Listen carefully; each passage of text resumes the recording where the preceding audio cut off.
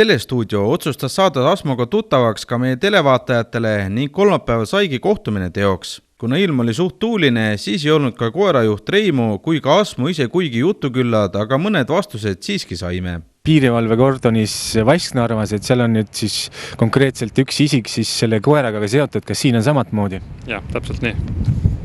Ja temaga seotud nii kodus kui tööl. Ja kaua te siis juba koos olete olnud? No teine nädal jookseb nüüd. Ulakus teeb palju kodus? No kodus on ikka kõige mugavam tal olla, seal saab möllata ja mängida. Ulakust seda ei saa öelda, aga mängib küll. Mis on üldse selle koera, ütleme siis, edaspidi teenistuskäik? No nüüd kuu lõpus läheme temaga koerte kooli ja siis eesmärk on temast peaks tulema patrullkoer.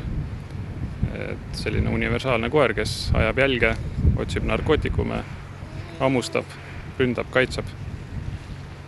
Mis nüüd, kui ma nüüd Asmo sinu poole pöörduksin, et mis sa ütleksid nendele ütleme isikutele, kes on toime pannud mingisuguse kurjategu, et mis neid nagu ees võiks oota, Asmo?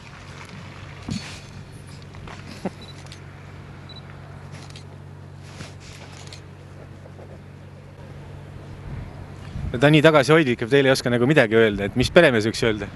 No ma arvan, et seal pikka juttu ei ole, et seal käib kähku Asmo poolt. Kui aga küsisime Asmolt, et mis võiks kurjategijaid oodata, kui sõna ühel või teisel juhul temale antakse, siis teda huvitas rohkem see sinine tuuletõkke mikrofoni ümber kui suhtlus meiega, aga hambad on poisil teravad.